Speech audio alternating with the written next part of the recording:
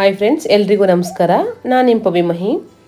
Friends, ಇವತ್ತಿನ ವಿಡಿಯೋದಲ್ಲಿ protein rich ಆಗಿರುವಂತಹ ಮಿಲ್ಕ್ ಮಿಕ್ಸ್ ಪೌಡರ್ನ ಯಾವ ರೀತಿ ಮಾಡೋದು ಅಂತ, ಅದು ಮನೇಲೇ ಆರೋಗ್ಯಕರವಾಗಿ ಯಾವ ರೀತಿ ಮಾಡೋದು ಅಂತ ತೋರಿಸ್ಕೊಡ್ತೀನಿ. ಅದಕ್ಕೆ 2 ಬೌಲ್ ಆಗುವಷ್ಟು ನಾನು ಇಲ್ಲಿ ಮಕಾನ ತಗೊಂಡಿದ್ದೀನಿ. ಹಾಗೆಯೇ ಸೇಮ್ ಅಳತೆಯಲ್ಲಿ 1 ಬೌಲಷ್ಟು ಬಾದಾಮಿಯನ್ನು ತಗೊಂಡಿದ್ದೀನಿ. ಹಾಗೆ 1 ಬೌಲಷ್ಟು ಓಟ್ಸ್ನ ತಗೊಂಡಿದ್ದೀನಿ. 3/4 ಕಪ್ಪಷ್ಟು ಉರಿಗಡಲೆ ತಗೊಂಡಿದ್ದೀನಿ. ಹಾಗೆಯೇ ಒಂದು 4ರಿಂದ 5 ಗೋಡಂಬಿಯನ್ನು ತಗೊಂಡಿದ್ದೀನಿ. ಹಾಗೆ ಫ್ಲೇವರ್ಗೋಸ್ಕರ 2 ಏಲಕ್ಕಿ ತಗೊಂಡಿದ್ದೀನಿ. ಇದಿಷ್ಟು ನಮಗೆ ಹೆಲ್ದಿಯಾಗಿರುವಂತಹ ಒಂದು ಮಿಲ್ಕ್ ಮಿಕ್ಸ್ ಪೌಡರ್ನ ಮಾಡ್ಕೊಳ್ಳೋದಕ್ಕೆ ಬೇಕಾಗಿರುವಂತಹ ಪದಾರ್ಥಗಳು. ಇವಾಗ ಯಾವ ರೀತಿ ಮಾಡೋದು ಅಂತ ನೋಡೋಣ ಬನ್ನಿ. ಮೊದಲಿಗೆ ನಾನಿಲ್ಲಿ ಒಂದು ಪ್ಯಾನ್ನ ತಗೊಂಡಿದ್ದೀನಿ. ಆ ಪ್ಯಾನ್ಗೆ ನಾವೇನು ಮಕಾನ ತಗೊಂಡಿದ್ವಿ 2 ಬೌಲ್ ಆಗುವಷ್ಟು ಆ ಮಕಾನವನ್ನು ಹಾಕ್ಕೊಂಡು ಸರಿಸುಮಾರು 3ರಿಂದ 4 ನಿಮಿಷಗಳ ಕಾಲ ಇದನ್ನು ಲೋ ಫ್ಲೇಮಲ್ಲಿಟ್ಟು ಹುರ್ಕೋಬೇಕಾಗತ್ತೆ. ಇದು ಸ್ವಲ್ಪ ಮೆತ್ತೆ ಥರ ಇರುತ್ತೆ.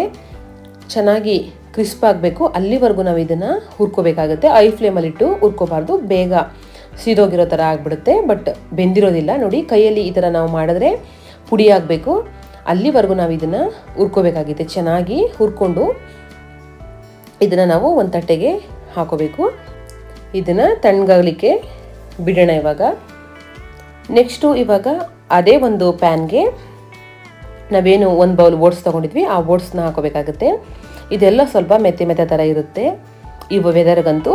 ಇದನ್ನು ಅಷ್ಟೇ 2ರಿಂದ 3 ನಿಮಿಷ ಲೋ ಫ್ಲೇಮಲ್ಲಿ ಇಟ್ಟು ಚೆನ್ನಾಗಿ ಫ್ರೈ ಮಾಡ್ಕೋಬೇಕು. ಕೈಯಲ್ಲಿ ಮುಟ್ಟಿದ್ರೆ ಪೌಡರ್ ಆಗಬೇಕು, ಅಲ್ಲಿವರೆಗೂ ನಾವು ಇದನ್ನು ಕೂಡ ಹುರ್ಕೋಬೇಕು. ನೋಡಿ, ಕಲರ್ ಕೂಡ ಚೇಂಜ್ ಆಗಿದೆ.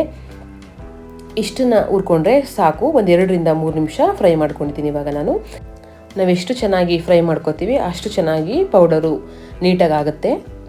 ಇವಾಗ ನೆಕ್ಸ್ಟು ಅದೇ ಪ್ಯಾನ್ಗೆ ಬಾದಾಮಿಯನ್ನು ಹಾಕಿ ಹುರ್ಕೋಬೇಕು.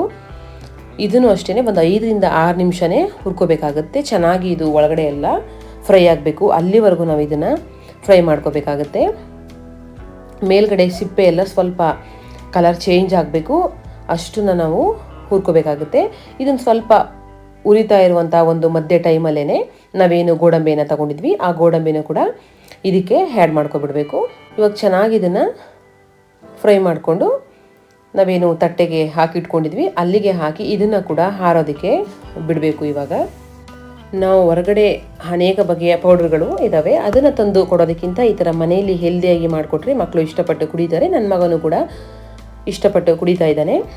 ಇವಾಗ ನೆಕ್ಸ್ಟ್ ನಾವು ಅದೇ ಪ್ಯಾನ್ಗೆ ಉರಿಗಡಲೆ ಏನು ತೊಗೊಂಡಿದ್ವಿ ಆ ಉರಿಗಡ್ಲೆಯನ್ನು ಹಾಕ್ಕೊಂಡು ಕೂಡ ಇದನ್ನು 2 ನಿಮಿಷ ಬಿಸಿ ಮಾಡ್ಕೋಬೇಕಾಗತ್ತೆ. ಮೆತ್ತೆ ಆಗಿಬಿಟ್ಟಿರುತ್ತೆ.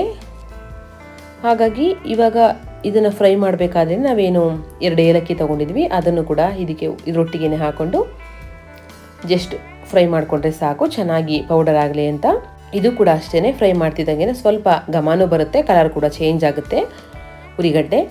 ಇವಾಗ ಇದನ್ನು ಫ್ರೈ ಮಾಡಿಕೊಂಡು ನಾವೇನು ತಟ್ಟೆಗೆ ಹಾಕಿಟ್ಕೊಂಡಿದ್ವಿ ಅದಕ್ಕೆ ಹಾಕಿ ತಣ್ಣಗಾಗಲಿಕ್ಕೆ ಬಿಡಬೇಕು. ಕಂಪ್ಲೀಟಾಗಿ ಇದು ಎಲ್ಲ ಕೂಲ್ ಆಗಬೇಕು. ನೋಡಿ, ಇದನ್ನು ಒಂದ್ಸಲ ಈ ಥರ ಮಿಕ್ಸ್ ಮಾಡ್ಕೊಬಿಡಿ. ನಾವು ಪೌಡ್ರ್ ಮಾಡಬೇಕಾದ್ರೆ ನಮಗೆ ಹೆಲ್ಪ್ ಆಗುತ್ತೆ. ನೀಟಾಗಿ ಎಲ್ಲವನ್ನು ಮಿಕ್ಸ್ ಮಾಡಿಕೊಂಡು ತಣ್ಣಗಾದ ನಂತರ ಇದನ್ನು ಪೌಡ್ರ್ ಮಾಡ್ಕೋಬೇಕು. ಇವಾಗ ಒಂದು ಮಿಕ್ಸಿ ಜಾರ್ನ ತಗೊಂಡು ಸ್ವಲ್ಪ ಹಾಕ್ಕೊಂಡು ಇದನ್ನು ಪೌಡ್ರ್ ಮಾಡ್ಕೋಬೇಕಾಗುತ್ತೆ. ಒಮ್ಮೆಲೆ ಒಟ್ಟಿಗೆ ಎಲ್ಲನೂ ಹಾಕೋಬಿಡಬಾರ್ದು, ಸ್ವಲ್ಪ ಹಾಕೋಬೇಕು. ಪೌಡರು ತರಿ ಆದರೆ ಚೆನ್ನಾಗಿರೋದಿಲ್ಲ. ಸ್ವಲ್ಪ ಪುಡಿಯಾಗಿ ನೀಟಾಗಿ ಚೆನ್ನಾಗಿ ಪೌಡ್ರ್ ಮಾಡಿಕೊಂಡ್ರೆ ನಾವು ಹಾಲಿನೊಟ್ಟಿಗೆ ಚೆನ್ನಾಗಿ ಮಿಕ್ಸ್ ಆಗುತ್ತೆ. ನೋಡಿ, ಈ ಥರ ನಾನು ಪೌಡ್ರನ್ನ ಮಾಡ್ಕೊಂಡಿದ್ದೀನಿ. ಇವಾಗ ಇದನ್ನು ಅಷ್ಟೇ 5ರಿಂದ 10 ನಿಮಿಷ ನಾವು ಬಿಟ್ಟು ಆನಂತರ ಒಂದು ಹೇರ್ ಕಂಟೈನರ್ಗೆ ಹಾಕಿ ಸ್ಟೋರ್ ಮಾಡಿ ಇಟ್ಕೋಬೋದು. ಇದನ್ನು ಫ್ರಿಜ್ಜಲ್ಲಿ ಇಡೋವಂಥ ಅವಶ್ಯಕತೆ ಇಲ್ಲ, ಹೊರಗಡೆ ಎಷ್ಟು ದಿನ ಬೇಕಿದ್ರೂ ನೀವು ಸ್ಟೋರ್ ಮಾಡಿ ಇಟ್ಕೋಬೋದು. ನಾನು ಮಾಡಿರುವಂಥ ಒಂದು ಅಳತೆ ಬಂದು 120ಯಿಂದ 1 ಮಂತ್ ತನಕನೂ ಬರುತ್ತೆ ಈ ಪೌಡರು. ನಾವು ಹೊರಗಡೆ ಯಾವುದ್ಯಾವುದೋ ಪೌಡರ್ನ ತಂದು ಕೊಡೋದಕ್ಕಿಂತ ಈ ಥರ ಹೆಲ್ದಿಯಾಗಿ ಮನೆಯಲ್ಲೇ ಮಾಡಿಕೊಟ್ರೆ ಮಕ್ಕಳ ಆರೋಗ್ಯ ಕೂಡ ತುಂಬಾ ಉತ್ತಮವಾಗಿರುತ್ತೆ. ನೋಡಿದ್ರಲ್ಲ ಫ್ರೆಂಡ್ಸ್, ಈ ವಿಡಿಯೋ ನಿಮ್ಮೆಲ್ರಿಗೂ ಇಷ್ಟ ಆಯಿತು ಅಂತ ಭಾವಿಸ್ತೀನಿ. ಆರೋಗ್ಯಕರವಾಗಿ ಯಾವ ರೀತಿ ಮನೆಯಲ್ಲೇ ಮಾಡ್ಕೊಳ್ಳೋದು ಅಂತ ನಿಮ್ಮ ಮಕ್ಕಳಿಗೂ ಕೂಡ ನೀವು ಮನೆಯಲ್ಲಿ ಮಾಡಿಕೊಡಿ. ವಿಡಿಯೋ ಇಷ್ಟ ಆದರೆ ಫ್ರೆಂಡ್ಸ್ ಆ್ಯಂಡ್ ಫ್ಯಾಮಿಲಿಗೆ ವಿಡಿಯೋನ ಶೇರ್ ಮಾಡಿ, ಹಾಗೂ ವಿಡಿಯೋಗೆ ಒಂದು ಲೈಕ್ ಕೊಡಿ. ಹೊಸದಾಗಿ ಯಾರೆಲ್ಲ ನನ್ನ ಚಾನಲ್ನ ನೋಡ್ತಾ ಇದ್ದೀರಾ ಅಂಥವರು ಸಬ್ಸ್ಕ್ರೈಬ್ ಮಾಡಿಕೊಂಡು ವಿಡಿಯೋನ ನೋಡಿ ಅಂತ ಹೇಳ್ತಾ ಈ ವಿಡಿಯೋನ ಇಲ್ಲಿಗೆ ಎಂಡ್ ಮಾಡ್ತಾ ಇದ್ದೀನಿ. ಸಿಗ್ತೀನಿ ಮತ್ತೊಂದು ಹೊಸ ರುಚಿಯೊಂದಿಗೆ. ಅಲ್ಲಿವರೆಗೂ ಎಲ್ರಿಗೂ ನಮಸ್ಕಾರ. ಬಾಯ್.